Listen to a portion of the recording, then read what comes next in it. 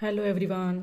तो ये नया टेस्ट पेपर है। ये आपका टेस्ट नंबर 3 है और इंडियन पॉलिटी का है। ठीक है। तो इसके पहले हमने फुल लेंथ टेस्ट 2 अपलोड कर दिए हैं। हालांकि वो दो दो पार्ट में हो गए क्योंकि पूरा टेस्ट नहीं हो पा रहा था, तो मैंने 2 पार्ट में करके दो बार में अपलोड कर दिया। इसके पहले मैंने ध्येय IAS का यूपी RO हिंदी का हिंदी के 9 टेस्ट अपलोड किए हैं मेरे इस चैनल पे। आप अगर टेलीग्राम पर या यूट्यूब पर सर्च करेंगे तो @resource UPPSC के नाम से सर्च करेंगे तो आपको चैनल मिल जाएगा। तो आप वहाँ पर जाकर इसको सर्च कर सकते हैं। उसमें हिंदी के 9 test plus full length test GS के और GS वर्ल्ड के हैं। इसके पहले मैंने यूपी RO के बहुत से टेस्ट, लगभग 20 टेस्ट मैंने अपलोड कर रखे हैं। UPS स्पेशल का भी टेस्ट है, तो उसमें से सारे आप एक्सेस करके पढ़ सकते हैं। ठीक है। चलिए, तो ये नया टेस्ट पेपर है, इसको हम पढ़ते हैं। इसमें बहुत मज़ा आने वाला है क्योंकि ये पॉलिटी का है, प्लस जो फैक्ट क्वेश्चन एग्ज़ाम की डिमांड होती है क्वेश्चन में फैक्ट डालने की, इसमें वो फैक्ट आपको बहुत अच्छे से मिलने वाले हैं और आपकी जो तैयारी वो बहुत बिंदास होने वाली है। क्योंकि ऐसे हमें जनरली याद नहीं होते हैं फैक्ट या आर्टिकल्स, जब इसमें पढ़ेंगे उसके नाम जब देखते हैं तो बहुत अच्छे से याद होते हैं। ठीक है। तो चलो स्टार्ट करते हैं फिर। चलिए, आप फर्स्ट क्वेश्चन है कि निम्नलिखित में से राज्यपाल पद हेतु न्यूनतम आयु अर्हता क्या है। अर्हता का मतलब what is the minimum age requirement. ठीक है। Requirement for the post of governor. Option A 25 years, B 35 years, C 30 years या डी 32 ईयर्स। ठीक है, या 32 वर्ष। तो ऐसे फैक्ट खूब पूछता है, PCS खूब पूछता है और RO तो पूछता ही है। तो ये फैक्ट इसमें, प्लस इसमें करंट अफेयर 2023 का इंक्लूड है, वो आपको बहुत हेल्प करने वाला है। ठीक। देखिए, एक भारतीय राज्य का राज्यपाल आमतौर पर 5 साल की अवधि के लिए पद धारण करते हैं। ठीक है। भारत के संविधान के अनुच्छेद 157 और अनुच्छेद 158 में राज्यपाल के पद के लिए पात्रता या जो आवश्यकताएं होती हैं उनको बताया गया है। ठीक है।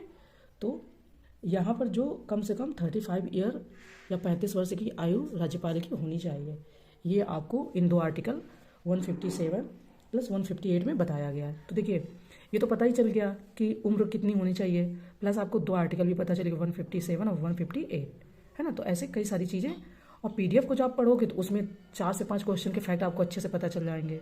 देखिए, जिसमें पॉसिबल है मैं उसमें आपको इंग्लिश ट्रांसलेशन दिखा पाऊंगी, जिनमें पॉसिबल नहीं है तो मे बी स्किप हो सकता है। ठीक है। नेक्स्ट है कि which of the following articles is related to attorney general. ठीक है। निम्नलिखित में से कौन सा अनुच्छेद अटॉर्नी जनरल से संबंधित है। ऑप्शन है अनुच्छेद 56, ऑप्शन बी अनुच्छेद 76 76, ऑप्शन सी अनुच्छेद 89 या डी अनुच्छेद 98 या 98। ठीक है।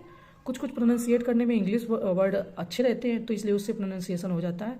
इसका ये कतई मतलब ना निकालिएगा कि हिंदी नहीं बोलती हैं, हिंदी नहीं बोल पाती हैं।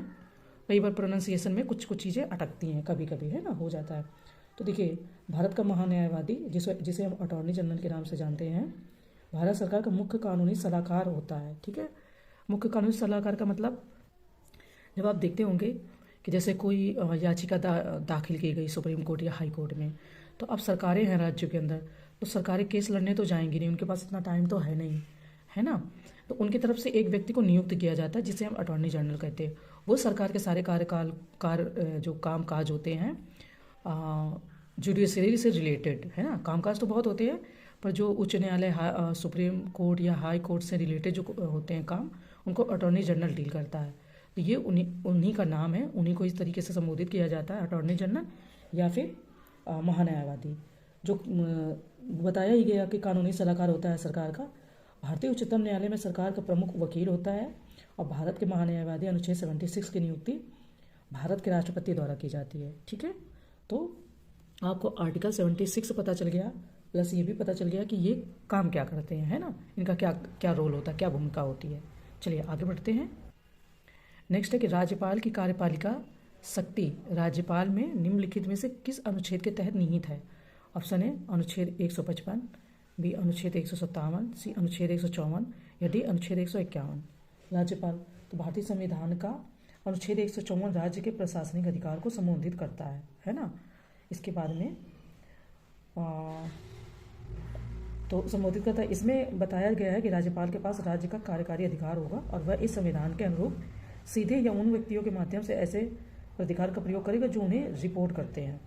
आपका यहाँ पर ऑप्शन सी सही है। 154 के अंतर्गत शक्ति उनकी निहित होती है। ठीक है। नेक्स्ट, उत्तर प्रदेश में सर्वाधिक विधानसभा सीट वाला जिला निम्नलिखित में से कौन सा है? Option A Chitrakoot, B Hamirpur, C Lalitpur या डी प्रयागराज। ऑब्वियसली ये जहाँ की पॉपुलेशन ज़्यादा होगी वहाँ पर सीटें भी या व्यक्ति भी ज़्यादा होंगे, है ना। तो उत्तर प्रदेश में सबसे अधिक विधानसभा की सीट प्रयागराज में है। उत्तर प्रदेश राज्य में एक द्विसदनी विधायिका है, सबको पता है, जिसमें विधान परिषद एक उच्च सदन और विधानसभा निचला सदन है। ठीक है। यह भारत में सबसे बड़ी विधायिका है। उत्तर प्रदेश विधानसभा में 403 निर्वाचित सदस्य होते हैं और उत्तर प्रदेश विधान परिषद में 100 सदस्य। ठीक है। तो प्रयागराज यहाँ पर ऑप्शन डी हो जाएगा। हाँ, यहाँ पर एक बात और बता दूँ कि देखिए कई बार मुझसे क्या हुआ कि जैसे DIS की है या GS वर्ड की है तो उसमें कुछ कुछ आंसर मिस्टेक से गलत प्रिंट थे, है ना। और जब 140 क्वेश्चन आप डील कर रहे हो तो ऐसा बहुत पॉसिबल है कि किसी को 140 के 140 ही आंसर आते हों। कई बार रिवाइज नहीं होता, कई बार हमें रिकॉल नहीं हो पाते, कई बार हमें उस समय नहीं याद आता है। तो ऐसा तो सबके साथ होता है, कोई भगवान तो है नहीं, है ना। तो कई बार क्या है कि गलत आंसर प्रिंट थे और हमने उन्हें टिक करके आगे बढ़ गए। तो फिर बहुत से लोगों को ये लगता है कि अरे आपने तो गलत बता दिया। तो देखिए काफ़ी चीज़ें जानबूझ के कभी नहीं होती है, मिस्टेक से होती हैं, है ना। अब कल या इसके नेक्स्ट पहले जो टेस्ट मैंने सॉल्व कराया तो उसमें कुछ 2 या 3 आई थिंक आंसर थे जो मुझे लगे कि ये मिस्टेक प्रिंट है, तो मैंने उन्हें स्किप करवा दिया। अब एक भाई साहब का कमेंट आया कि इस तरीके से बहुत कन्फ्यूजन हो रही, पहले आप बताइए। गलत प्रिंट था तो मैंने उसे धोखे से बता दिया, उसमें भी आप ये बोलोगे कि अरे आपने गलत आंसर बताया। जिसमें मुझे खुद डाउट हुआ उसे मैंने स्किप करवा दिया। तो आप बोलते हो कि ऐसे मत बताओ, कन्फर्म बताओ। तो देखिए गूगल है, आपके पास मोबाइल है, आप उसको चेक कर सकते हो ना।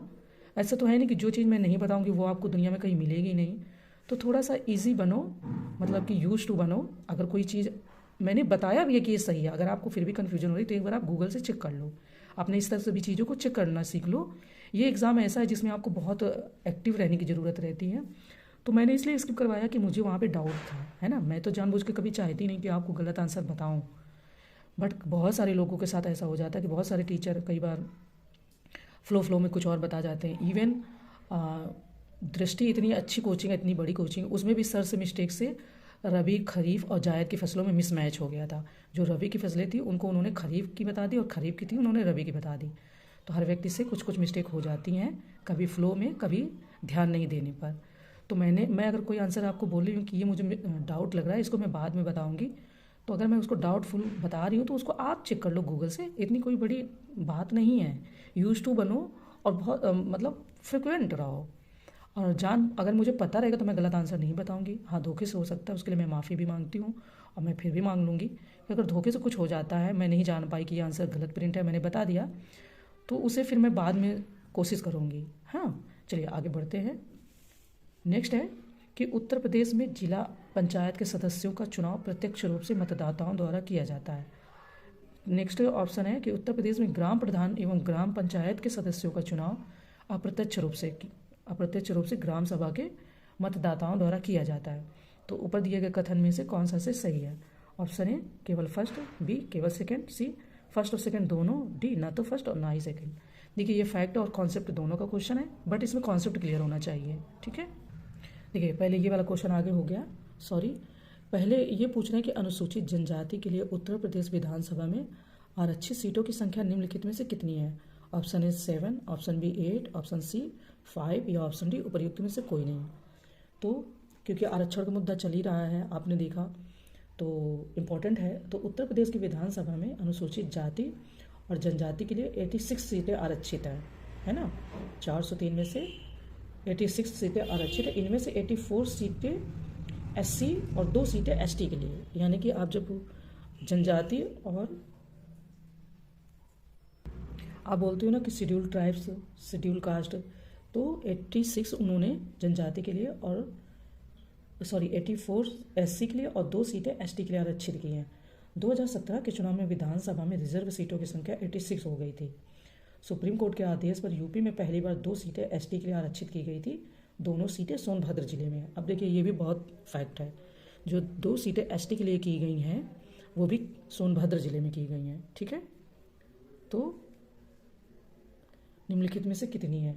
तो यहाँ पर डी हो जाएगा, क्योंकि 86 का आंकड़ा, और यहाँ पर कहीं पर भी 86 दिया ही नहीं है, तो इस तरीके से हमारा डी ऑप्शन उपयुक्त में से कोई नहीं है। ठीक है, इस क्वेश्चन को हमने अभी पढ़ ही लिया है कि उत्तर प्रदेश में जिला पंचायत के सदस्यों का चुनाव प्रत्यक्ष रूप से मतदाताओं द्वारा होता है। तो ये हमें देखना है। देखिए, उत्तर प्रदेश में जिला पंचायत के सदस्यों का चुनाव प्रत्यक्ष रूप से मतदाताओं द्वारा होता है। वहीं उत्तर प्रदेश में ग्राम प्रधान का एवं ग्राम पंचायत के सदस्यों का चुनाव भी प्रत्यक्ष रूप से ग्राम सभा के मतदाताओं द्वारा होता है। इन्होंने यहाँ पर बोला है कि अप्रत्यक्ष रूप से, तो दो जो सेकेंड ऑप्शन है वो हमारा हो जाता है गलत। जब सेकेंड हमारा गलत होता है तो केवल फर्स्ट हमारा सही हो जाता है। ठीक है, 6 का केवल फर्स्ट। नेक्स्ट क्वेश्चन है कि निम्नलिखित में से राज्य वित्त आयोग का गठन किस अनुच्छेद के तहत किया जाता है। ऑप्शन है अनुच्छेद 248I, बी अनुच्छेद 243I, सी अनुच्छेद 245Y, या डी अनुच्छेद 242Y। तो राज्य वित्त आयोग के बारे में बात हो रही है। देखिए, केंद्र का तो आपको पता है, ये राज्य के बारे में है। केंद्र का आपका 280 के तहत होता है। ठीक है, वित्त आयोग का जो गठन होता है वो 280 आर्टिकल के तहत 1993 से भारत के सभी राज्यों में राज्य वित्त आयोग की स्थापना की गई है। तो जो राज्य वित्त आयोग आया है आपका वो 1993 के बाद आया है। ठीक है, और जिसका उद्देश्य पंचायतों को वित्तीय स्थिति की समीक्षा करना था। भारतीय संविधान के अनुच्छेद 243I, ठीक है, 243I के तहत राज्य वित्त आयोग का गठन किया जाता है। ओके, ये आपका केंद्र के विषय में है और ये आपका राज्य के विषय में है। चलिए आगे बढ़ते हैं। नेक्स्ट है कि निम्नलिखित कथनों पर विचार करें। उत्तर प्रदेश नगर निगम अधिनियम वर्ष 1959 में अधिनियमित किया गया था। बी, मेयर का निर्वाचन प्रत्यक्ष रूप से वयस्क जनता द्वारा किया जाता है। तो ऊपर दिए गए कथनों में से कौन सा से सही है। ऑप्शन ए केवल फर्स्ट, बी केवल सेकंड, सी फर्स्ट और सेकंड दोनों, डी ना तो फर्स्ट और ना ही सेकंड। रुकिए, हम इसका जो इंग्लिश ट्रांसलेशन उसको देख लेते हैं। Consider the following statements. Option A, the Uttar Pradesh municipal corporation act was enacted in the year 1959, enact किया गया। ठीक है। Second, the mayor is directly elected by the adult public, यानी कि जो वयस्क लोग होते हैं उनके द्वारा डायरेक्टली निर्वाचित होते हैं। Which of the following statement given is are correct. ठीक है, तो ये तो समझ में आ गया होगा। देखिए, हमारा आंसर क्या कहता है कि उत्तर प्रदेश नगर निगम अधिनियम 1959 के अधीन शक्ति का प्रयोग करके राज्यपाल नियमावली बनाते हैं। ठीक है, मेयर और डिप्टी मेयर का कार्यकाल 5 साल का होता है। हालांकि 7 राज्यों में बिहार, छत्तीसगढ़, झारखंड, मध्य प्रदेश, ओडिशा, उत्तर प्रदेश और उत्तराखंड महापौर सीधे जनता द्वारा चुने जाते हैं और इस प्रकार नगर निगमों की कार्यकारी शक्तियाँ रखते हैं। मेयर नगर निगम का प्रमुख होता है, लेकिन भारत के अधिकांश राज्यों और क्षेत्रों में यह भूमिका काफ़ी हद तक औपचारिक है, क्योंकि कार्यकारी शक्तियाँ नगर आयुक्त में निहित होती है। ये काफ़ी कॉन्सेप्ट का क्वेश्चन है। जब कॉन्सेप्ट क्लियर होगा तो चीज़ ये समझ में आएगी। देखिए, और राज्यों में मेयर का कॉन्सेप्ट है। आपको मैंने जो राज्य गिना है वहाँ पर महापौर होते हैं। उत्तर प्रदेश में भी महापौर है, हमारे यहाँ भी महापौर हैं। ठीक है, तो इस चीज़ को आपको ध्यान रखना है। तो यहाँ पर सी ऑप्शन सही हो जाता है। हालांकि इसका जब कॉन्सेप्ट क्लियर होगा तब जाके आपको ये चीज़ समझ में आएगी। ठीक है। नेक्स्ट क्वेश्चन है कि इलाहाबाद उच्च न्यायालय में न्यायाधीशों की स्वीकृत संख्या निम्नलिखित में से कितनी है। ऑप्शन है 160 न्यायाधीश, ऑप्शन बी 200 न्यायाधीश, ऑप्शन सी 145 न्यायाधीश, या डी 100 न्यायाधीश। तो इलाहाबाद मतलब उत्तर प्रदेश के हाईकोर्ट की बात हो रही है। जो उत्तर प्रदेश में हाईकोर्ट सिचुएटेड है वहाँ की बात हो रही है। ठीक है, नाम ही उसने दिया है। तो यहाँ पर इलाहाबाद उच्च न्यायालय मूल रूप से ब्रिटिश राज में भारतीय उच्च न्यायालय अधिनियम 1861 के अंतर्गत आगरा में 17 मार्च 1866 को स्थापित किया गया था। उत्तरी पश्चिमी प्रांतों के लिए स्थापित इस न्यायाधिकरण के पहले मुख्य न्यायाधीश थे सर वाल्टर मॉर्गन। देखिए, कुछ आपको यहाँ पर स्टैटिक पोर्शन भी पता चल गया। और सन 1869 में इसे आगरा से इलाहाबाद स्थानांतरित किया गया। तो ये भी आपको एक फैक्ट पता चला है ना। मे भी बहुत सारे लोगों को पता भी होगा, ऐसा तो नहीं कि मैं ही बताऊंगी तभी पता चलेगा। तो इलाहाबाद स्थानांतरित किया गया और 11 मार्च 1919 को इसका नाम बदलकर इलाहाबाद उच्च न्यायालय रख दिया गया। ठीक, न्यायालय के मुख्य बेंच प्रयागराज में है और इलाहाबाद उच्च न्यायालय राज्य की प्रशासनिक राजधानी लखनऊ में एक हाईकोर्ट की एक स्थायी बेंच रखता है। सेवारत न्यायाधीशों की अधिकतम संख्या जो है वो आपके 160 है, जो भारत में सबसे अधिक है। ठीक है, तो 160 यानी कि ऑप्शन ए सही है। अब आपको देखिए ये चीज़ बहुत अच्छे से पता चल गई कि 1869, ठीक है, 1869 में इसको आगरा से स्थानांतरित करके इलाहाबाद लाया गया। ठीक है। नेक्स्ट है कि निम्नलिखित में से उत्तर प्रदेश राज्य मानवाधिकार आयोग का गठन कब किया गया था। ऑप्शन है 7 अक्टूबर 2002, ऑप्शन बी 7 अक्टूबर 2005, ऑप्शन सी 7 अक्टूबर 1994 या ऑप्शन डी 7 अक्टूबर 2007। तो ये उत्तर प्रदेश स्पेशल के ज़्यादातर क्वेश्चन बने हुए हैं, तो बहुत अच्छा है कि उत्तर प्रदेश राज्य में मानवाधिकार आयोग का गठन अक्टूबर 2002 में किया गया था, है ना, अक्टूबर 2002 में, यानी कि 7 अक्टूबर 2002 को किया गया था। ठीक है, मानवाधिकार अधिनियम 1993 की धारा 21 के तहत किया गया था और राज्य मानवाधिकार आयोग एक 3 सदस्यीय निकाय है, यानी कि उसमें 3 सदस्य होते हैं। ठीक है, जिसमें एक अध्यक्ष होता होगा ऑब्वियसली, तथा 2 अन्य सदस्य होते हैं। एक सदस्य न्यायिक तथा दूसरा सदस्य गैर न्यायिक होता है।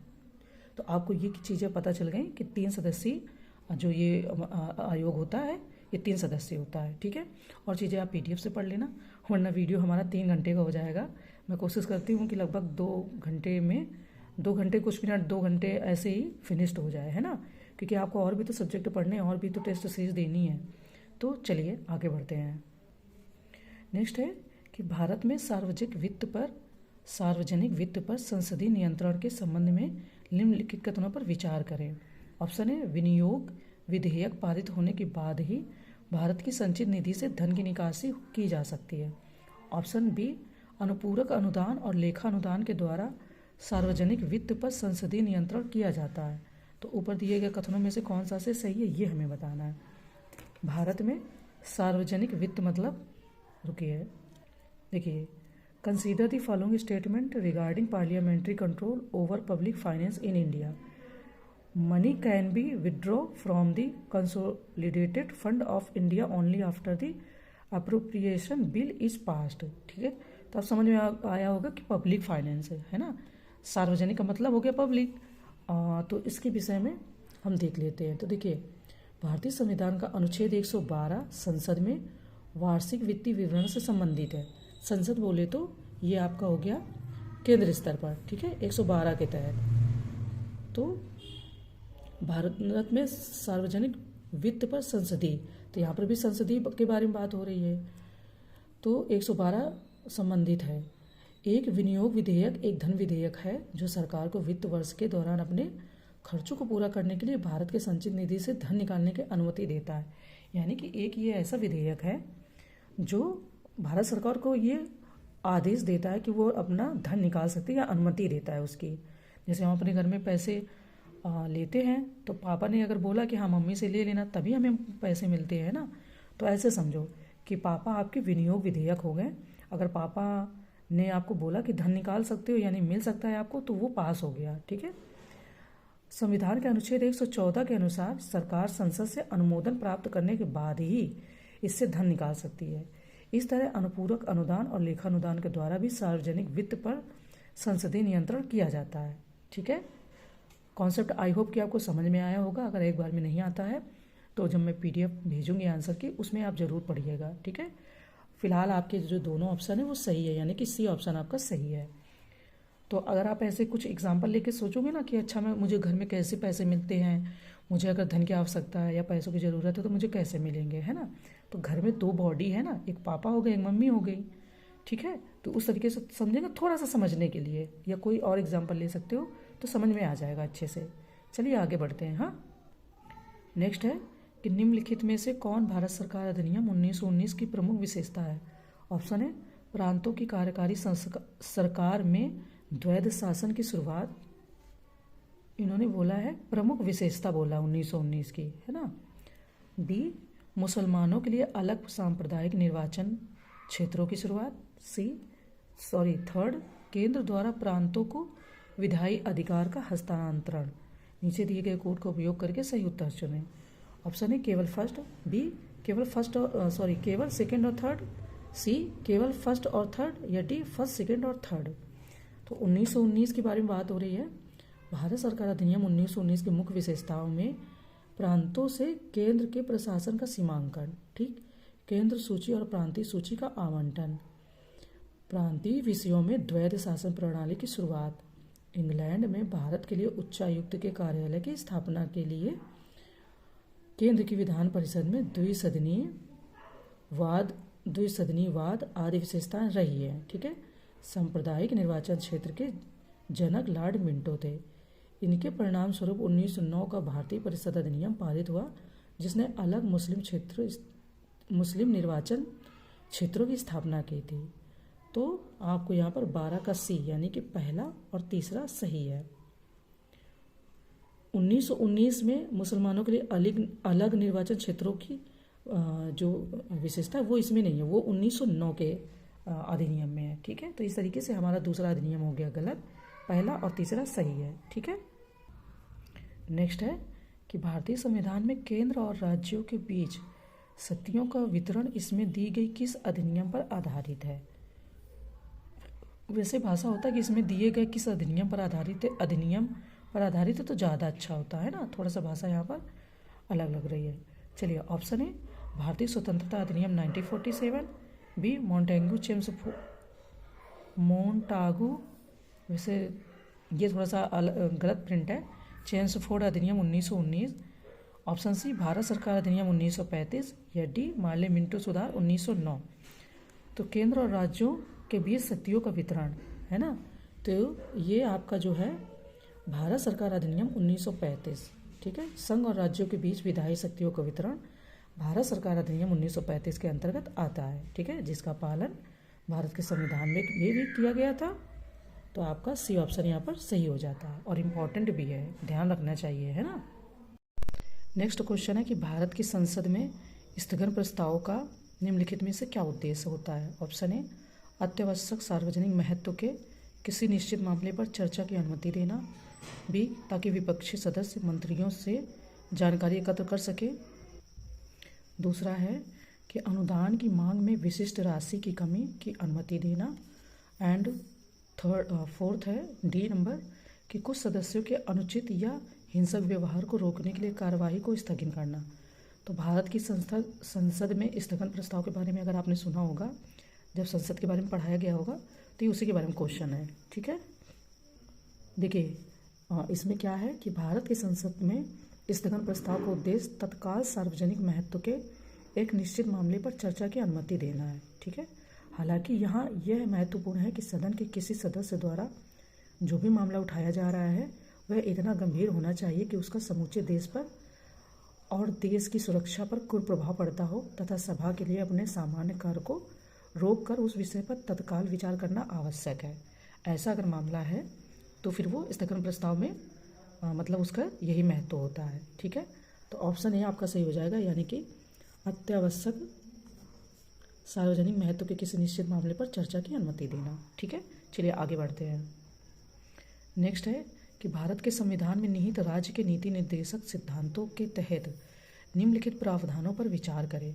ऑप्शन ए भारत के नागरिकों के लिए एक समान नागरिक संहिता सुनिश्चित करना, बी ग्राम पंचायतों को संगठित करना, थर्ड ग्रामीण क्षेत्रों में कुटीर उद्योगों को बढ़ावा देना, या फोर्थ सभी श्रमिकों के लिए उचित अवकाश और सांस्कृतिक अवसर व सुरक्षा सुनिश्चित करना। तो उपरोक्त में से कौन से गांधीवादी सिद्धांत हैं जो राज्य के नीति निर्देशक सिद्धांतों में परिलक्षित होते हैं। ठीक है, देखिए जब भी डीपीएसपी यानी कि नीति निर्देशक तत्व पढ़ेंगे तो उसमें ये क्वेश्चन आते हैं कि कौन से सोशल हैं, सामाजिक हैं, कौन से गांधीवादी सिद्धांत हैं। ऑप्शन ए केवल फर्स्ट सेकेंड और फोर, बी केवल सेकेंड और थर्ड, सी केवल फर्स्ट थर्ड और फोर, या डी फर्स्ट सेकेंड थर्ड और फोर। ठीक है, जो ऑप्शन आपका यहाँ पर हो जाएगा वो 2 और 3 यानी कि बी आपका सही हो जाएगा। ठीक है, बाकी डिटेल आप पीडीएफ में अच्छे से पढ़ लीजिए। नेक्स्ट क्वेश्चन है कि लोकसभा अध्यक्ष के पद के संबंध में निम्नलिखित कथनों पर विचार करें। ऑप्शन ए वह राष्ट्रपति के प्रसाद पर्यंत तक पद धारण करता है।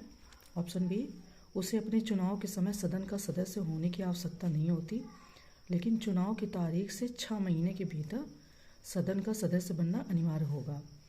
ऑप्शन सी या थर्ड वह अगर इस्तीफा देना चाहता है तो उसके इस्तीफे का पत्र लोकसभा उपाध्यक्ष को संबोधित होगा। ऊपर दिए गए उपरोक्त कथनों में से कौन सा से कथन सही है। ऑप्शन ए केवल फर्स्ट और सेकेंड, ऑप्शन बी केवल third, option C first second और थर्ड, या डी कोई नहीं। तो लोकसभा अध्यक्ष के बारे में बात हो रही है। देखिए लोकसभा अध्यक्ष का जो चुनाव होता है लोकसभा द्वारा उसके सदस्यों में से ही किया जाता है और जितनी जल्दी हो सके उसकी पहली बैठक के बाद चुनाव हो जाता है। ठीक है, आम चुनाव के बाद संसद में निचले सदन की पहली बैठक में लोकसभा स्पीकर का चुनाव किया जाता है। जब भी अध्यक्ष का पद खाली होता है लोकसभा रिक्त स्थान को भरने के लिए किसी अन्य सदस्य का चुनाव करती है, ठीक है। और यहाँ पर जो ऑप्शन पूछा है का सदस्य बनना अनिवार्य होगा, ये गलत है आपका। और वह राष्ट्रपति के प्रसाद पर्यंत तक पद धारण करता है, ये भी गलत है आपका। यहाँ पर बी केवल थर्ड ऑप्शन सही है, ठीक है। चलिए आगे बढ़ते हैं। नेक्स्ट क्वेश्चन है कि भारत एक गणतंत्र है का अर्थ है। ऑप्शन है सभी मामलों में अंतिम अधिकार जनता का है। बी भारत में संसदीय शासन प्रणाली है। सी भारत में कोई वंशानुगत शासन नहीं है। डी भारत राज्यों का एक संघ है। तो इसमें से कौन सा आंसर एकदम से अप्रोप्रिएट बैठेगा जिससे कि ये साबित हो कि भारत एक गणतंत्र है, ठीक है। तो देखिए, जहाँ पर वंशानुगत शासन चलता है वो उसको हम गणतंत्र नहीं कहते। भारत में कोई भी वंशानुगत शासन नहीं है, ये इसकी खूबी है। जैसे आप देखते हो कि राष्ट्रपति किसी भी परिवार का सदस्य नहीं बनेगा, उसमें कोई भी व्यक्ति चुना जा सकता है ना। ऐसा नहीं है कि अगर इस समय जैसे राष्ट्रपति द्रौपदी मुर्मू जी हैं तो उन्हीं की फैमिली से कोई बनेगा। भारत में कोई भी व्यक्ति बन सकता है, ठीक है। बस वो उन आर्ताओं को पूरा करता हो, तो इसलिए उसका एक सीधा एग्जाम्पल है कि हमारे यहाँ वंशानुगत शासन नहीं है, ठीक है। नेक्स्ट है कि संविधान सभा में डॉक्टर भीमराव अंबेडकर का सफल निर्वाचन कहाँ से हुआ था। ऑप्शन है नई दिल्ली, बी बंगाल, सी मुंबई, डी उपर्युक्त में से कोई नहीं। तो ये भी इम्पोर्टेंट है, अंबेडकर जी संविधान सभा में पहली बार बंगाल से चुने गए और देश के विभाजन के बाद वे एम.आर. जयकर के स्थान पर बॉम्बे से चुने गए, ठीक है। जिस स्थान से अंबेडकर संविधान सभा के लिए चुने गए थे वह स्थान वर्तमान में बांग्लादेश में है। तो यहाँ पर आपका ऑप्शन बी हो जाएगा, बंगाल। आगे बढ़ते हैं। नेक्स्ट है कि परिसीमन आयोग के संदर्भ में निम्नलिखित कथनों पर विचार करें। ऑप्शन ए परिसीमन आयोग को देश या किसी राज्य के क्षेत्रीय निर्वाचन क्षेत्रों की सीमा या सीमाओं को निर्धारित करने की शक्ति को सौंपा गया है। ऑप्शन सेकंड निर्वाचन क्षेत्रों का वर्तमान परिसीमन 2001 की जनगणना परिसीमन अधिनियम 2002 के प्रावधानों के तहत किया गया है। ऊपर दिए गए कथनों में से कौन सा से सही है ये बताना है। ऑप्शन ए केवल फर्स्ट, बी केवल सेकंड, सी फर्स्ट और सेकंड दोनों, या डी ना तो फर्स्ट और ना ही सेकंड। तो परिसीमन आयोग आप जानते ही हो, परिसीमन आयोग एक उच्च शक्ति निकाय है जो देश या किसी राज्य के क्षेत्रीय निर्वाचन क्षेत्रों की सीमा या सीमाओं को निर्धारित करने की शक्ति को सौंपा गया है, ठीक है। निर्वाचन क्षेत्रों का वर्तमान परिसीमन 2001 की जनगणना परिसीमन अधिनियम 2002 के प्रावधानों के तहत किया गया है, ठीक है। तो यहाँ पर आपका जो ऑप्शन है वो सी यानी कि फर्स्ट और सेकंड दोनों सही हो जाएंगे। इसके अलावा कुछ और जानकारी है जो आप जरूर पढ़िएगा PDF से, तो आपको और समझ में आ जाएगा, ठीक है। चलिए आगे बढ़ते हैं। नेक्स्ट है कि सूची फर्स्ट को सूची सेकंड से सुमेलित करना है और नीचे दिए गए कोड से सही उत्तर का चयन करना है। यहाँ पर विषय है, यहाँ पर अनुच्छेद है, ठीक है। ऑप्शन है केंद्रीय वित्त आयोग, आर्टिकल 280 यानी कि अनुच्छेद 280। बी लोक लेखा समिति, अनुच्छेद 266 इसको बोलेंगे आपका, मतलब उसके भाग के अंदर है, ठीक है, भाग 2 इस तरीके से। या आप इसको भाग नहीं बोले, भाग से कन्फ्यूजन होगी, सब आर्टिकल 2 है ना। सी नियंत्रक एवं महालेखा परीक्षक 338। डी राष्ट्रीय अनुसूचित जाति आयोग, आर्टिकल 148। तो यहाँ पर कौन सा सही सुमेलित नहीं है वो हमें बताना है, ठीक है। तो वित्त आयोग आपको पता ही है, संघ और राज्य सरकारों के बीच कुछ राजस्व संसाधनों के आवंटन के उद्देश्य से स्थापित किया जाता है और एक ये संवैधानिक निकाय है, ठीक है। तो ये 280 सही है। इसके बाद में आपका सी 338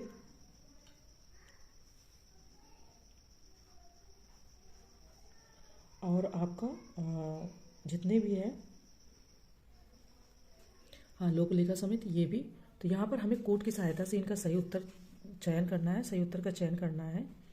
देखिए, सिर्फ यहाँ पर आपका जो ये है ये यहाँ पर अनमैच है, वरना ये तो सही सही मैच है, ठीक है। जो आपका लोक लेखा समिति नियंत्रक एवं महालेखा परीक्षक है, देखिए ये क्रॉस चले जाएंगे, है ना। अनुसूचित जनजाति आयोग आपका 330 और नियंत्रक एवं महालेखा परीक्षक 148 आ जाएंगे। केंद्रीय वित्त आयोग आपका आर्टिकल 280, लोक लेखा समिति आपका सेकंड से मैच हो जाएगा। तो इस तरीके से हम जाएंगे तो आपका सी ऑप्शन सही हो जाएगा, ठीक है।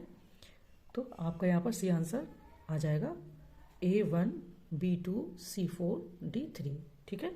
चलिए अब आगे बढ़ा जाए, नेक्स्ट क्वेश्चन को देखते हैं। नेक्स्ट क्वेश्चन है कि निम्नलिखित में से कौन सा भारतीय संविधान में निर्धारित नागरिकों के मौलिक कर्तव्यों में से है। ऑप्शन है हमारी समग्र संस्कृति की समृद्ध विरासत को संरक्षित करना। बी, कमजोर वर्गों को सामाजिक अन्याय से बचाना। सी, वैज्ञानिक स्वभाव और जांच की भावना विकसित करना। या 4, व्यक्तिगत और सामूहिक गतिविधि के सभी क्षेत्रों में उत्कृष्टता की दिशा में प्रयास करना। तो यहाँ पर नीचे कोड दिए गए हैं, उनको मतलब उत्तर का चयन करना है देख करके, पढ़ करके। तो ऑप्शन ए है केवल फर्स्ट और सेकंड, बी केवल सेकंड, सी केवल फर्स्ट, थर्ड और 4, या डी फर्स्ट, सेकंड, थर्ड और 4। तो हमें यहाँ पर सही उत्तर का चयन करना है। इन्होंने मौलिक कर्तव्यों के बारे में बताया है, तो उसके हिसाब से आपको बताना है। देखिए, 42वें संवैधानिक संशोधन अधिनियम 1976 के माध्यम से हमारे संविधान के भाग 4A में मौलिक कर्तव्यों को शामिल किया कि ये तो फैक्ट है, ठीक है। इसके तहत 11 मौलिक कर्तव्य हैं, ये भी आपको फैक्ट पता है, ठीक है। 86वें संविधान संशोधन अधिनियम 2002 के माध्यम से 11वें मौलिक कर्तव्य को जोड़ा गया, जो कि स्वर्ण सिंह समिति ने भारतीय संविधान में मौलिक कर्तव्यों को शामिल करने की सिफारिश की थी, ठीक है। तो यहाँ पर जो इन्होंने बोला है कि में से हैं, ठीक है, 1, 3 और 4, यानी कि सी ऑप्शन आपका यहाँ पर सही हो जाता है। ओके, चलिए आगे बढ़ते हैं। नेक्स्ट क्वेश्चन है कि निम्नलिखित में से कौन सा युग्म सही सुमेलित नहीं है। ऑप्शन ए, प्रथम अनुसूची राज्यों का क्षेत्रीय अधिकार। बी, तृतीय अनुसूची शपथ और प्रतिज्ञान के प्रारूप। 5वीं अनुसूची असम, मेघालय, त्रिपुरा और मिजोरम राज्यों में आदिवासी क्षेत्रों के प्रशासन। 10वीं अनुसूची संसद और राज्य विधानमंडलों के सदस्यों की अयोग्यता से संबंधित प्रावधान, ठीक है। तो यहाँ पर कौन सही सुमेलित नहीं है वो हमें बताना है। देखिए, बहुत ध्यान रखना है, यहाँ पर आपका कौन सा सही सुमेलित नहीं है। जो 5वीं अनुसूची है ना, यहाँ पर असम, मेघालय, त्रिपुरा और मिजोरम राज्यों में आदिवासी क्षेत्रों के प्रशासन, ये प्रशासन आपका 6वीं अनुसूची में है, ठीक है। 5वीं अनुसूची में आपका विभिन्न अनुसूचित क्षेत्रों और अनुसूचित जनजाति के प्रशासन और नियंत्रण के बारे में उल्लेख है, ठीक है। 6ठी अनुसूची में 4 राज्यों असम, मेघालय, त्रिपुरा, मिजोरम के बारे में है, ठीक है। तो आपके जो सी है 5वीं अनुसूची, ये 5वीं ना होकर के 6वीं का है, ठीक है। यही आपका गलत मैच है। चलिए आगे बढ़ते हैं। नेक्स्ट है कि राज्य नीति निर्देशक सिद्धांतों के संबंध में निम्नलिखित कथनों पर विचार करें। ऑप्शन फर्स्ट, ये सिद्धांत देश में सामाजिक, आर्थिक, लोकतंत्र की व्याख्या करते हैं। सेकंड, इन सिद्धांतों में निहित प्रावधान किसी भी अदालत द्वारा लागू नहीं किए जा सकते। तो नीचे दिए गए कथन या कथनों में से कौन सा से सही है ये बताना है। ऑप्शन ए केवल फर्स्ट, ऑप्शन बी केवल सेकंड, ऑप्शन सी फर्स्ट और सेकंड दोनों, या डी ना तो फर्स्ट और ना ही सेकंड। तो बताना है सिद्धांतों के बारे में राज्य के नीति निर्देशक तत्व यानी कि डीपीएसपी के बारे में, ठीक है। हाँ, तो देखिए, आपको पता ही है कि ये हमारे जो क्या नाम से सिद्धांत हैं, इनको लागू नहीं किया जा सकता। ये राज्य के ऊपर डिपेंड है कि राज्य इनके हिसाब से कानून बनाएंगे और चलेंगे, ठीक है। तो ऑप्शन सी आपका यहाँ पर सही हो जाता है। नेक्स्ट है कि निम्नलिखित में से कौन कौन भारत के संविधान का संरक्षक है। ऑप्शन ए, भारत के राष्ट्रपति। बी, भारत के प्रधानमंत्री। सी, लोकसभा सचिवालय। या डी, भारत का सर्वोच्च न्यायालय। तो कौन कौन भारत के संविधान का संरक्षक है ये हमें बताना है। तो देखिए, भारत का जो संरक्षक है वो भारत का सर्वोच्च न्यायालय है। आपको बताया ही जाता है कि जब भी किसी के फंडामेंटल राइट्स का हनन होगा यानी कि मूल अधिकार का हनन होगा, तो वह सीधे भारत के सर्वोच्च न्यायालय में जाकर अपील कर सकता है ना। तो इसी हिसाब से इसका आपका आंसर डी सही हो जाएगा। नेक्स्ट है कि निम्नलिखित में से कानपुर नगर एवं वाराणसी में पुलिस आयुक्त प्रणाली कब से लागू की गई। ऑप्शन ए, मार्च 2022 से। बी, दिसंबर 2019 से। सी, मार्च 2021 से। या डी, जनवरी 2020 से। आपने सुना ही होगा कि कमिश्नरेट पावर लागू हो गई है। तो यूपी में राजधानी लखनऊ और नोएडा के बाद वाराणसी और कानपुर में भी मार्च 2021 से कमिश्नरेट सिस्टम लागू हो गया है। यूपी के बड़े शहरों में है ना, यूपी के जो बड़े शहर हैं तो उन शहरों में अपराध और अपराधियों पर नियंत्रण करने के लिए इस सिस्टम का प्रस्ताव बनाकर लागू किया गया। तो आपका हो जाएगा मार्च 2021 से। ओके, चलिए आगे बढ़ते हैं। नेक्स्ट क्वेश्चन है कि आतंकवादी हमलों से निपटने हेतु उत्तर प्रदेश में एक कमांडो ट्रेनिंग स्कूल कहाँ बनाया गया है। ऑप्शन है, अनौरा लखनऊ। बी, टूंडला गाजियाबाद। सी, सोहवल अयोध्या। या डी, प्रयागपुर गोंडा। तो हमें यहाँ पर सही ऑप्शन बताना है। आतंकवादी हमलों से निपटने हेतु उत्तर प्रदेश में एक कमांडो स्कूल अनौरा लखनऊ में बनाया जा रहा है। ठीक है, तो आपका ये करंट से क्वेश्चन था। नेक्स्ट है, निम्नलिखित में से कौन से जैन तीर्थंकर का जन्म अयोध्या में हुआ था? Option A Neminath, B Mahavir, C Sambhavnath या डी ऋषभदेव। तो आप जैन तीर्थंकर के बारे में मैंने एक वीडियो में बताया है, बट आपने अगर नहीं देखा होगा तो मे बी, या फिर आपने कहीं पढ़ा होगा तो आपको याद आ जाएगा। तो जो ऋषभदेव हैं, जैन परंपरा के सर्वप्रथम तीर्थंकर आदिनाथ ऋषभदेव जी सहित 4 अन्य तीर्थंकरों का जन्म इसी पवित्र अयोध्या में हुआ था। ठीक है, इन 24 तीर्थंकरों में से 22 इक्ष्वाकु वंश के थे। तीर्थंकरों में प्रथम ऋषभदेव, दूसरे अजितनाथ, चौथे अभिनंदननाथ और 5वें सुमितिनाथ एवं 14वें तीर्थंकर अनंतनाथ हैं। ठीक है, तो आपका ऑप्शन हो जाएगा यहाँ पर ऋषभदेव। चलिए आगे बढ़ते हैं। नेक्स्ट है कि निम्नलिखित में से उत्तर प्रदेश के संबंध में कौन सा सही सुमेलित नहीं है?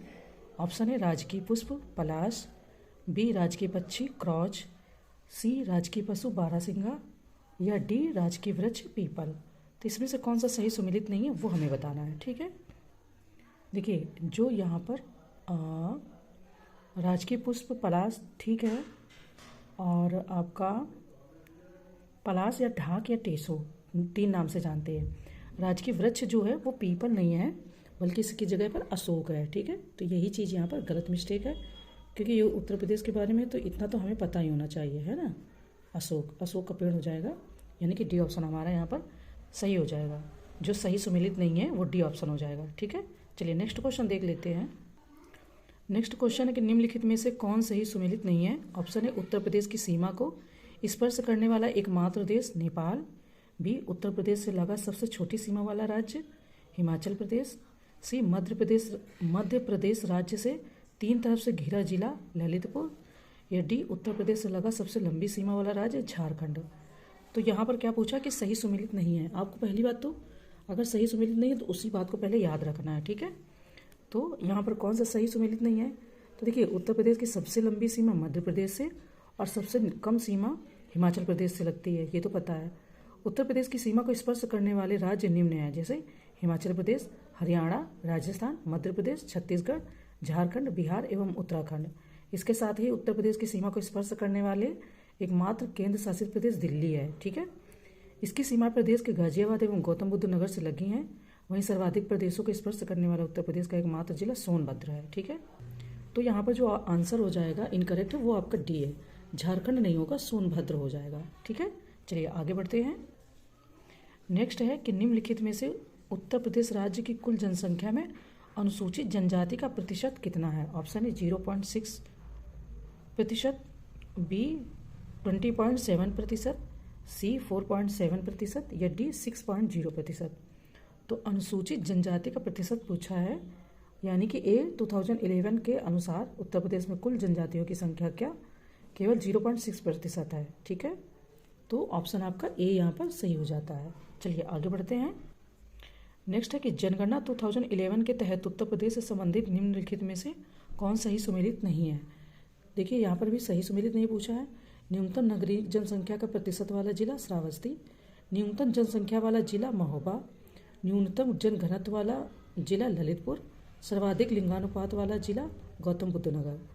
तो इसमें से कौन सा सही सुमेलित नहीं है वो हमें बताना है। तो देखिए सबसे ज़्यादा लिंगानुपात उत्तर प्रदेश के जौनपुर जिले में है। ठीक है, प्रति 1000 पुरुष पर 1018 महिलाएं हैं। जौनपुर के बाद आजमगढ़ और इसके बाद देवरिया है। ठीक है, तो यहाँ पर डी ऑप्शन हो जाएगा जो गलत सुमेलित है। यहाँ पर गौतम बुद्ध नगर नहीं होना चाहिए, यहाँ पर जौनपुर होना चाहिए। ओके, चलिए आगे बढ़ते हैं। नेक्स्ट है कि निम्नलिखित में से उत्तर प्रदेश में वन महोत्सव सप्ताह कब मनाया जाता है? ऑप्शन है 1 से 7 जुलाई के बीच, बी 2 से 8 अगस्त के बीच, सी 15 से 21 जुलाई के बीच या डी 15 से 20 जून के बीच में। तो उत्तर प्रदेश में वन महोत्सव के बारे में है। ये उत्तर प्रदेश स्पेशली ये एक तरीके से क्वेश्चन पेपर सेट कर दिया है, बस कुछ क्वेश्चन अलग से रिलेटेड है, अदरवाइज सारे उसी से है। ठीक है, तो वन महोत्सव जिसका अर्थ है पेड़ों का त्यौहार और भारत में जुलाई के पहले सप्ताह में मनाया जाता है। 1950 से यह भारत के साथ साथ उत्तर प्रदेश में 1 जुलाई से 7 जुलाई तक एक सप्ताह तक मनाया जाता है। तो हमारा ऑप्शन यहाँ पर सही हो जाएगा। ठीक है, नेक्स्ट है बलवंत राय मेहता समिति के संबंध में निम्नलिखित कथनों पर विचार करें। ऑप्शन ए, इसे मूल रूप से सामुदायिक विकास कार्यक्रम और राष्ट्रीय विस्तार सेवा के कामकाज की जांच के लिए नियुक्त किया गया था। ऑप्शन बी, त्रिस्तरीय पंचायती राज व्यवस्था की स्थापना इस समिति की प्रमुख सिफारिशों में से एक है। तो उपरोक्त में से कौन सा से कथन सही है? ऑप्शन ए, केवल फर्स्ट, बी, केवल सेकंड, सी, फर्स्ट और सेकंड दोनों, या डी, ना तो फर्स्ट और ना ही सेकंड। तो एक बात बता दूं, आपको 4-5 इम्पॉर्टेंट ये समिति मिलती हैं जिनके अध्यक्ष कौन थे, क्या सिफारिश दी थी। जरूर इसको चाहे रट लीजिए, याद नहीं हो रहा तो रट के याद कर लीजिए। बट बलवंत राय मेहता समिति और सचिन तेंदुलकर समिति इस तरीके से बहुत इंपॉर्टेंट है। ठीक है, तो इसका सी ऑप्शन आपका सही हो जाएगा, यानी कि फर्स्ट और सेकंड दोनों सही है, और ये पंचायती राज से रिलेटेड है तो बहुत इंपॉर्टेंट है। नेक्स्ट क्वेश्चन है कि आतंकवादी हमलों से निपटने हेतु उत्तर प्रदेश में एक कमांडो ट्रेनिंग स्कूल कहाँ बनाया गया है? ऑप्शन है अनौरा लखनऊ, बी, टूंडला गाजियाबाद, सी, सोहवल अयोध्या, या डी, प्रयागपुर गोंडा। तो हमें यहाँ पर सही ऑप्शन बताना है। आतंकवादी हमलों से निपटने हेतु उत्तर प्रदेश में एक कमांडो स्कूल अनौरा लखनऊ में बनाया जा रहा है। ठीक है, तो आपका ये करंट से क्वेश्चन था। नेक्स्ट है, निम्नलिखित में से कौन से जैन तीर्थंकर का जन्म अयोध्या में हुआ था? ऑप्शन है नेमिनाथ, बी, महावीर, सी, संभवनाथ, या डी, ऋषभदेव। तो आप जैन तीर्थंकर के बारे में मैंने एक वीडियो में बताया है, बट आपने अगर नहीं देखा होगा तो मे बी, या फिर आपने कहीं पढ़ा होगा तो आपको याद आ जाएगा। तो जो ऋषभदेव हैं, जैन परंपरा के सर्वप्रथम तीर्थंकर आदिनाथ ऋषभदेव जी सहित 4 अन्य तीर्थंकरों का जन्म इसी पवित्र अयोध्या में हुआ था। ठीक है, इन 24 तीर्थंकरों में से 22 इक्ष्वाकु वंश के थे। तीर्थंकरों में प्रथम ऋषभदेव, दूसरे अजितनाथ, चौथे अभिनंदननाथ और 5वें सुमितनाथ एवं 14वें तीर्थंकर अनंतनाथ हैं। ठीक है, तो आपका ऑप्शन हो जाएगा यहाँ पर ऋषभदेव। चलिए आगे बढ़ते हैं। नेक्स्ट है कि निम्नलिखित में से उत्तर प्रदेश के संबंध में कौन सा सही सुमेलित नहीं है? ऑप्शन है राजकीय पुष्प पलाश, बी, राजकीय पक्षी क्रॉच, सी, राजकीय पशु बारहसिंगा, या डी, राजकीय वृक्ष पीपल। तो इसमें से कौन सा सही सुमेलित नहीं है वो हमें बताना है। ठीक है, देखिए जो यहाँ पर राजकीय पुष्प पलाश ठीक है, और आपका पलाश या ढाक या टेसो 3 नाम से जानते हैं। राजकीय वृक्ष जो है वो पीपल नहीं है, बल्कि इसकी जगह पर अशोक है। ठीक है, तो यही चीज़ यहाँ पर गलत मिस्टेक है, क्योंकि ये उत्तर प्रदेश के बारे में तो इतना तो हमें पता ही होना चाहिए, है ना। अशोक का पेड़ हो जाएगा, यानी कि डी ऑप्शन हमारा यहाँ पर सही हो जाएगा। जो सही सुमेलित नहीं है वो डी ऑप्शन हो जाएगा। ठीक है, चलिए नेक्स्ट क्वेश्चन देख लेते हैं। नेक्स्ट क्वेश्चन है कि निम्नलिखित में से कौन सही सुमेलित नहीं है? ऑप्शन है उत्तर प्रदेश की सीमा को स्पर्श करने वाला एकमात्र देश नेपाल, बी, उत्तर प्रदेश से लगा सबसे छोटी सीमा वाला राज्य हिमाचल प्रदेश, सी, मध्य प्रदेश राज्य से 3 तरफ से घिरा जिला ललितपुर, या डी, उत्तर प्रदेश से लगा सबसे लंबी सीमा वाला राज्य झारखंड। तो यहाँ पर क्या पूछा कि सही सुमेलित नहीं है। आपको पहली बात तो अगर सही सुमेलित नहीं है तो उसी बात को पहले याद रखना है। ठीक है, तो यहाँ पर कौन सा सही सुमेलित नहीं है? तो देखिए उत्तर प्रदेश की सबसे लंबी सीमा मध्य प्रदेश से और सबसे कम सीमा हिमाचल प्रदेश से लगती है, ये तो पता है। उत्तर प्रदेश की सीमा को स्पर्श करने वाले राज्य निम्न हैं, जैसे हिमाचल प्रदेश, हरियाणा, राजस्थान, मध्य प्रदेश, छत्तीसगढ़, झारखंड, बिहार एवं उत्तराखंड। इसके साथ ही उत्तर प्रदेश की सीमा को स्पर्श करने वाले एकमात्र केंद्र शासित प्रदेश दिल्ली है। ठीक है, इसकी सीमा प्रदेश के गाजियाबाद एवं गौतम बुद्ध नगर से लगी हैं। वहीं सर्वाधिक प्रदेशों को स्पर्श करने वाला उत्तर प्रदेश का एकमात्र जिला सोनभद्र है। ठीक है, तो यहाँ पर जो आंसर हो जाएगा इनकरेक्ट है वो आपका डी है, झारखंड नहीं होगा, सोनभद्र हो जाएगा। ठीक है, चलिए आगे बढ़ते हैं। नेक्स्ट है कि निम्नलिखित में से उत्तर प्रदेश राज्य की कुल जनसंख्या में अनुसूचित जनजाति का प्रतिशत कितना है? ऑप्शन है 0.6%, बी 20.7%, सी 4.7%, या डी 6.0%। तो अनुसूचित जनजाति का प्रतिशत पूछा है, यानी कि 2011 के अनुसार उत्तर प्रदेश में कुल जनजातियों की संख्या क्या केवल 0.6% है। ठीक है, तो ऑप्शन आपका ए यहाँ पर सही हो जाता है। चलिए आगे बढ़ते हैं। नेक्स्ट है कि जनगणना 2011 के तहत उत्तर प्रदेश से संबंधित निम्नलिखित में से कौन सही सुमेलित नहीं है? देखिए यहाँ पर भी सही सुमेलित नहीं पूछा है। न्यूनतम नगरीय जनसंख्या का प्रतिशत वाला जिला श्रावस्ती, न्यूनतम जनसंख्या वाला जिला महोबा, न्यूनतम जनघनत्व वाला जिला ललितपुर, सर्वाधिक लिंगानुपात वाला जिला गौतम बुद्ध नगर। तो इसमें से कौन सा सही सुमेलित नहीं है वो हमें बताना है। तो देखिए, सबसे ज़्यादा लिंगानुपात उत्तर प्रदेश के जौनपुर जिले में है, ठीक है। प्रति 1000 पुरुष पर 1018 महिलाएं हैं। जौनपुर के बाद आजमगढ़ और इसके बाद देवरिया है, ठीक है। तो यहाँ पर डी ऑप्शन हो जाएगा जो गलत सुमेलित है। यहाँ पर गौतम बुद्ध नगर नहीं होना चाहिए, यहाँ पर जौनपुर होना चाहिए। ओके, चलिए आगे बढ़ते हैं।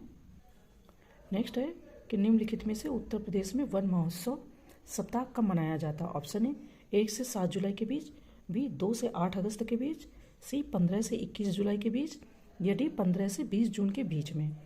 तो उत्तर प्रदेश में वन महोत्सव के बारे में है। ये उत्तर प्रदेश स्पेशली ये एक तरीके से क्वेश्चन पेपर सेट कर दिया है, बस कुछ क्वेश्चन अलग से रिलेटेड है, अदरवाइज सारे उसी से है, ठीक है। तो वन महोत्सव जिसका अर्थ है पेड़ों का त्यौहार और भारत में जुलाई के पहले सप्ताह में मनाया जाता है। 1950 से यह भारत के साथ साथ उत्तर प्रदेश में 1 जुलाई से 7 जुलाई तक एक सप्ताह तक मनाया जाता है। तो हमारा ऑप्शन यहाँ पर सही हो जाएगा, ठीक है। नेक्स्ट है बलवंत राय मेहता समिति के संबंध में निम्नलिखित कथनों पर विचार करें। ऑप्शन है इसे मूल रूप से सामुदायिक विकास कार्यक्रम और राष्ट्रीय विस्तार सेवा के कामकाज की जांच के लिए नियुक्त किया गया था। ऑप्शन बी त्रिस्तरीय पंचायती राज व्यवस्था की स्थापना इस समिति की प्रमुख सिफारिशों में से एक है। तो उपरोक्त में से कौन सा से कथन सही है? ऑप्शन ए केवल फर्स्ट, बी केवल सेकंड, सी फर्स्ट और सेकंड दोनों, या डी ना तो फर्स्ट और ना ही सेकंड। तो एक बात बता दूं, आपको 4-5 इम्पॉर्टेंट ये समिति मिलती हैं जिनके अध्यक्ष कौन थे, क्या सिफारिश दी थी। जरूर इसको चाहे रट लीजिए, याद नहीं हो रहा है तो रट के याद कर लीजिए। बट बलवंत राय मेहता समिति और सचिन तेंदुलकर समिति इस तरीके से बहुत इंपॉर्टेंट है, ठीक है। तो इसका सी ऑप्शन आपका सही हो जाएगा, यानी कि फर्स्ट और सेकंड दोनों सही। चलिए तो नेक्स्ट क्वेश्चन हम देखते हैं। उत्तर प्रदेश के पश्चिमी भाग मेरठ को पूर्वी भाग प्रयागराज से जोड़ने हेतु सरकार द्वारा बनाए जाने वाले गंगा एक्सप्रेसवे योजना से लाभान्वित जिला है। Option A Lucknow, B Bahraich, C Kanpur, D Shahjahanpur. तो गंगा एक्सप्रेसवे मेरठ से प्रयागराज तक 12 जिलों से होकर गुजरेगा, ठीक है, जिसमें मेरठ, हापुड़, बुलंदशहर, अमरोहा, संभल, बदायूं, शाहजहांपुर, हरदोई, उन्नाव, रायबरेली, प्रतापगढ़, इस तरीके से काफ़ी सारे जिले लाभान्वित होंगे, ठीक है। तो इसमें से आपका शाहजहांपुर भी है, ठीक है, यहाँ पर शाहजहांपुर आया है, तो ये डी आंसर आपका हो जाएगा, ठीक है। नेक्स्ट क्वेश्चन है कि भारत के लिए एक संविधान सभा का विचार 1934 में निम्नलिखित में से किसके द्वारा सामने रखा गया था? Option A B G Tilak, B M K. Gandhi, C M N. Roy, D Motilal Nehru. तो देखिए संविधान सभा का विचार 1934 में एम.एन. रॉय द्वारा प्रस्तावित किया गया था। कैबिनेट मिशन 1946 संविधान निर्माण के साथ साथ एक अंतरिम सरकार गठित करने के लिए एक संविधान सभा की स्थापना की परिकल्पना की गई थी। संविधान सभा को संविधान को अंतिम रूप देने में 2 साल लग गए, है ना। 2 साल 11 महीने और 18 दिन लगे। सभा ने मसौदा या जो प्रारूप समिति के अध्यक्ष के रूप में डॉक्टर B.R. अम्बेडकर को 29 अगस्त 1947 को नियुक्त किया गया। ये इसका फैक्ट है। तो आप फैक्ट को भी आपको थोड़ा सा आना चाहिए, तभी आप कॉन्सेप्ट के लेवल पे या फैक्ट के लेवल पे क्वेश्चनों को टैकल कर पाएंगे, जो भी सवाल पूछे जाएंगे, है ना। नेक्स्ट क्या है कि ब्रिटिश सरकार ने पहली बार संविधान सभा गठन की मांग किस वर्ष स्वीकार कर ली? ऑप्शन है 1939, बी 1940, सी 1945, या डी 1946। तो देखिए वर्ष 1935 में भारतीय राष्ट्रीय कांग्रेस ने पहली बार आधिकारिक रूप से भारत में संविधान सभा के गठन की मांग की। वर्ष 1938 में पंडित जवाहरलाल नेहरू द्वारा घोषणा की गई कि भारत के संविधान का निर्माण वयस्क मताधिकार के आधार पर चुनी गई संविधान सभा द्वारा किया जाएगा। ये कॉन्सेप्ट है और ये फैक्ट भी है। ये स्टैटिक पोर्शन है हमारे जब संविधान बनना था, ठीक है। इसके बाद में जब ये बात हो गई कि वयस्क मताधिकार के आधार पर चुनी गई संविधान सभा द्वारा किया जाएगा, जिसमें किसी भी बाहरी शक्ति का कोई हस्तक्षेप नहीं होगा। तो वर्ष 1940 में ब्रिटिश सरकार ने संविधान सभा के गठन की मांग को आधिकारिक रूप से स्वीकार कर लिया। उन्होंने क्यों स्वीकार किया था, इसके पीछे का कारण भी जान लीजिए। सिर्फ ये नहीं है कि हाँ हमने कहा कि जी हमें तो संविधान चाहिए, तो उन्होंने कहा जी बिल्कुल हम आपके लिए संविधान बनाकर दे देंगे। बिल्कुल नहीं। आपको पता है कि ब्रिटिशर्स कभी भी अपने फ़ायदे के अगर उनका फ़ायदा नहीं है तो कभी भी खुद के फ़ायदे खुद का फ़ायदा ना हो तो हमारे फ़ायदे के बारे में नहीं सोचते थे। आपको अच्छे से ये बात पता है। रेलवे का निर्माण यहाँ करवाया गया, रेल चलाई गई, क्यों? क्योंकि उन्हें यहाँ से कच्चा माल इंग्लैंड भेजना था। ठीक, उन्होंने क्यों किया? क्योंकि सेकेंड वर्ल्ड वॉर शुरू था और उन्हें भारतीयों से चाहिए थी मदद, इसलिए उन्होंने आश्वासन दे दिया कि हाँ हाँ हम आपके लिए संविधान तैयार करेंगे। ठीक है, लेकिन देखिए, उन्होंने आपको बताया कि 1940 में उन्होंने कहा कि हाँ हाँ हम स्वीकार किया था, और संविधान हमारा बन के कब तैयार हुआ? तो उसके बाद भी काफ़ी टाइम लग गया। ठीक है, वो भी भारतीयों की वजह से, वरना ये तो हमें कभी नहीं देने वाले थे। तो इसलिए इस तरीके से जो 36 है उसका आंसर आपका 1940 हो जाएगा बी। बट जो रीजन है वो भी आपको पता होना चाहिए। ठीक है, चलिए आगे बढ़ते हैं। नेक्स्ट है कि निम्नलिखित में से संविधान सभा के सदस्य थे। ऑप्शन है सभी निर्वाचित, बी सभी नामांकित, सी आंशिक रूप से निर्वाचित और आंशिक रूप से नामांकित, या डी कोई नहीं। निम्नलिखित में से संविधान सभा के सदस्य थे, ऐसा क्यों पूछा? निर्वाचित और नामांकित। निर्वाचित का मतलब उनका निर्वाचन होता, नामांकित का मतलब कि किसी को उतने समय के लिए ज्वाइन कर लिया जाता है कि हाँ आप आ जाओ, हम आपको नामांकित कर। जैसे कि मनोनीत, आपने नाम सुना होगा कि राज्यपाल सदस्यों को मनोनीत करता है, राष्ट्रपति करते हैं, है ना, उसी तरीके से। तो देखिए यहाँ पर कैबिनेट मिशन द्वारा अनुशंसित योजना के अनुसार संविधान सभा के सदस्यों का चयन प्रांतीय विधानसभाओं के सदस्यों द्वारा अप्रत्यक्ष चुनाव द्वारा किया गया था। विभिन्न प्रांतों के विधानमंडलों द्वारा चुने गए और रियासतों के शासकों द्वारा मनोनीत सदस्य संविधान सभा में शामिल थे। तो यानी कि आंशिक रूप से निर्वाचित और आंशिक रूप से नामांकित। ठीक है, क्योंकि उस समय चुनाव उस तरीके से तो हो नहीं पाए, है ना।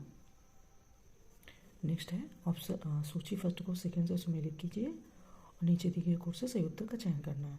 सूची फर्स्ट, घटना स्वीकार करने की तिथि। राष्ट्रमंडल में भारत की सदस्यता 24 जनवरी 1950।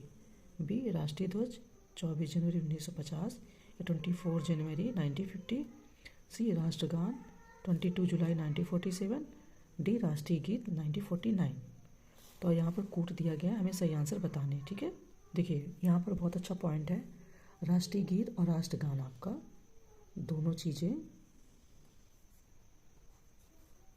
देखिए सबको पता है कि जो राष्ट्रीय ध्वज है वो आपका 22 जुलाई 1947 को अपनाया गया था। ठीक है, तो राष्ट्रीय ध्वज आपका हो जाएगा B3। इसके बाद में राष्ट्रमंडल में भारत की सदस्यता ये हो जाएगा मई 1949। ठीक है, तो इस तरीके से आप देखोगे A4 B3, यहाँ पर C में 3 आ रहा, तो इस तरीके से हम फर्स्ट आंसर में जा सकते हैं। ठीक है, C1 राष्ट्रगान 24 जनवरी 1950 को, और राष्ट्रीय गीत भी आपका 24 जनवरी 1950 को अपनाया गया था। दोनों राष्ट्रीय गीत और राष्ट्रगान 24 जनवरी 1950 को अपनाए गए थे। तो इस तरीके से हमारा आंसर ए कूट सही हो जाएगा। ठीक है, चलिए आगे बढ़ते हैं। नेक्स्ट है कि सूची फर्स्ट को सेकंड से सुमेलित करना है। इसमें भी घटना है और स्वीकार करने की तिथि है। ठीक है, देखिए ऑप्शन ए क्या कह रहा है कि भारत के पहले राष्ट्रपति के रूप में डॉक्टर राजेंद्र प्रसाद की चुनाव तिथि। ठीक है, इसके बाद में 24 जनवरी 1950। बी संविधान सभा का अंतिम सत्र 24 जनवरी 1950। सी प्रारूप समिति का गठन फरवरी 1948 या 1948। संविधान के प्रथम प्रारूप की प्रकाशन तिथि 29 अगस्त 1947। ये हमारा कोड दिया है। पहले हमें यहाँ पर जो भी सही है और उसको हमें टिक करना है।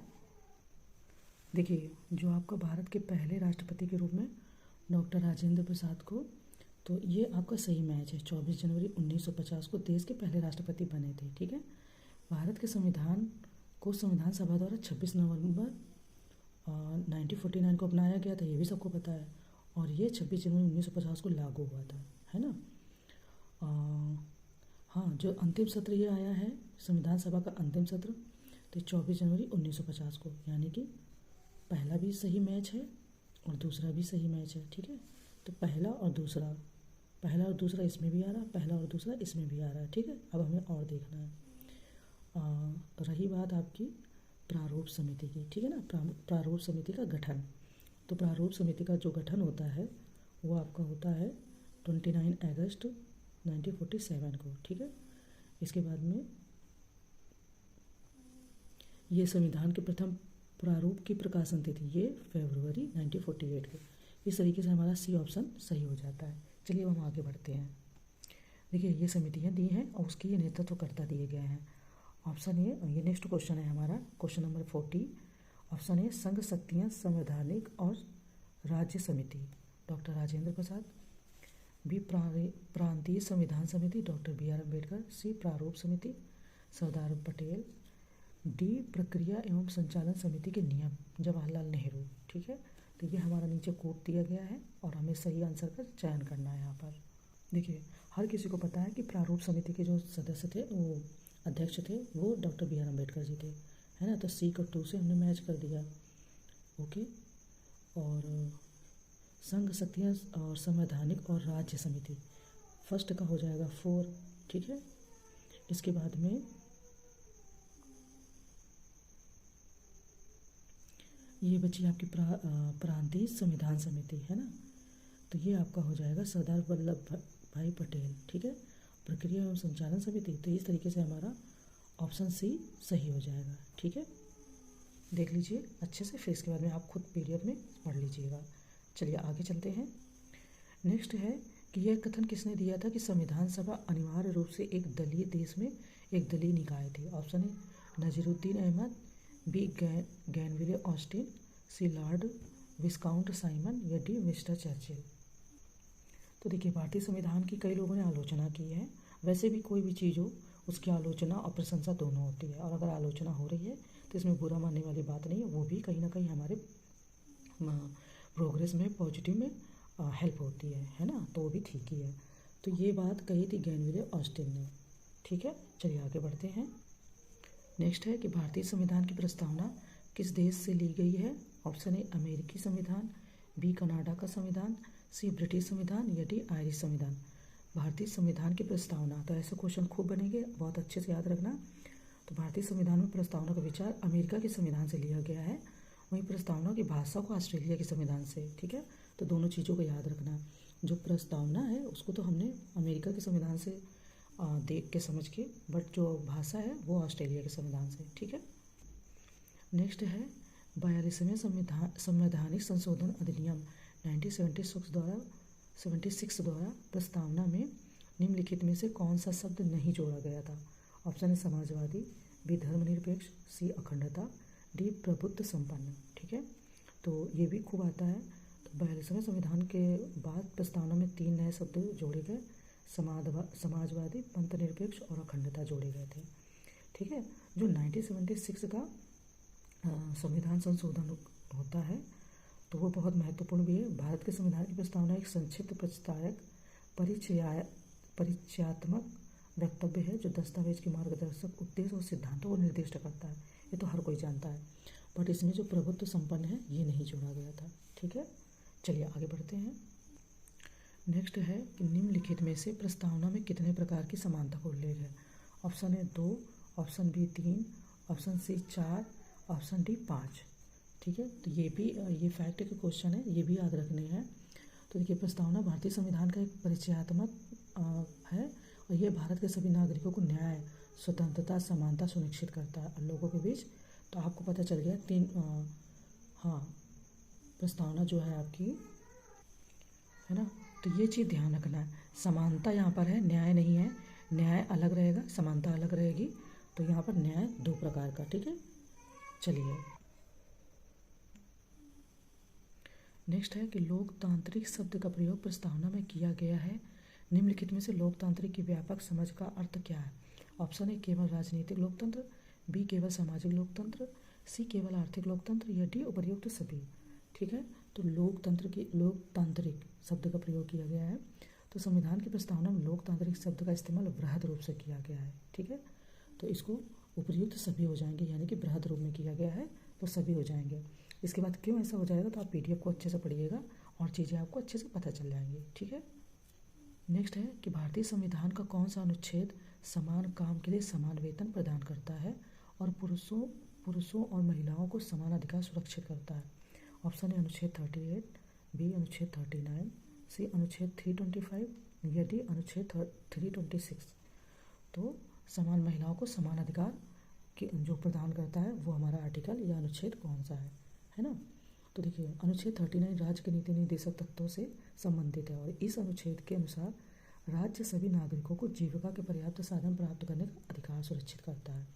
तो आपका यहाँ पर आंसर हो जाएगा बी, ठीक है, 39। नेक्स्ट है, निम्नलिखित में से किस मामले में सर्वोच्च न्यायालय ने यह राय दी कि प्रस्तावना संविधान का हिस्सा नहीं है।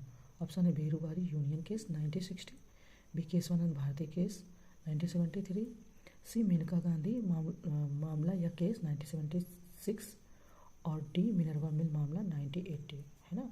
तो ये आपने पढ़े होंगे कॉन्सेप्ट में, आपको ये सारे फैक्ट पढ़ाए गए होंगे किसमें उसने मतलब सर्वोच्च न्यायालय ने पहले अपना वर्डिक्ट दिया, फिर पलट दिया, फिर क्या कहा, ये जरूर आपको बताया गया होगा। तो वीरूवाड़ी मामले के माध्यम से भारत के सर्वोच्च न्यायालय ने परिकल्पना की है कि प्रस्तावना निर्माताओं के दिमाग की कुंजी है, लेकिन यह भारत के संविधान का हिस्सा नहीं है। इस मामले के माध्यम से यह निष्कर्ष निकाला गया कि प्रस्तावना कानून की अदालत में लागू करने योग्य नहीं है। इस प्रकार मतलब बीरूवाड़ी केस यहाँ पर इंपॉर्टेंट हो जाता है, लेकिन इसी बात को किस केस में पलटा था ये भी कभी क्वेश्चन पूछ लेगा, तो आपको ये सारे मामले पता होने चाहिए, ठीक है। चलिए हमारा ऑप्शन ए सही है, आगे बढ़ते हैं। नेक्स्ट है कि संघ और उसके क्षेत्र के संबंध में निम्नलिखित कथनों पर विचार करें। ऑप्शन ए, इसका उल्लेख संविधान के भाग 1 में है। ऑप्शन बी, भारतीय संविधान के अनुच्छेद 1 से 5 तक संघ और उसके क्षेत्र को समर्पित है।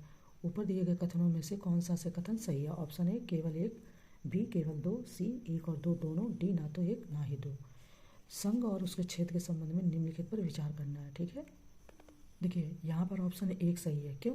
क्योंकि सेकेंड ऑप्शन में कह रहे हैं कि भारतीय संविधान के अनुच्छेद 1 से 5 तक, तो 5 तक नहीं है, ये गलत है।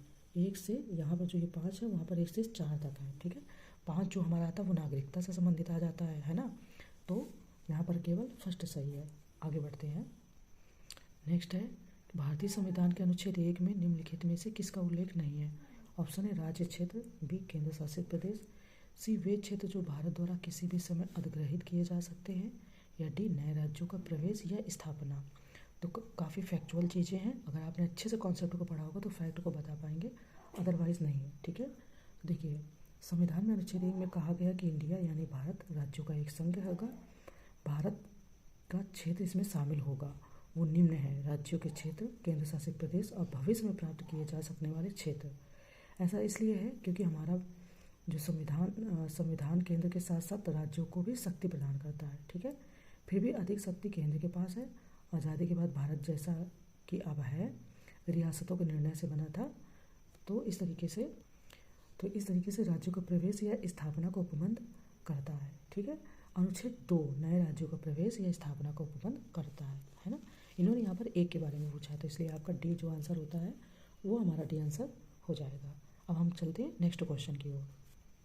नेक्स्ट है कि निम्नलिखित में से कौन सा अनुच्छेद संसद को भारत संघ में प्रवेश करने या नए राज्यों की स्थापना करने की शक्ति देता है। ऑप्शन ए अनुच्छेद 1, ऑप्शन बी अनुच्छेद 2, सी अनुच्छेद 3 या डी अनुच्छेद 4। तो आपने पढ़ाई होगा ऐसा जो नए राज्यों को प्रवेश या स्थापना करने की शक्ति देता है वो आपका आर्टिकल 2 यानी कि अनुच्छेद 2 के अंतर्गत ऐसा किया जाता है, ठीक है। चलिए आगे बढ़ते हैं।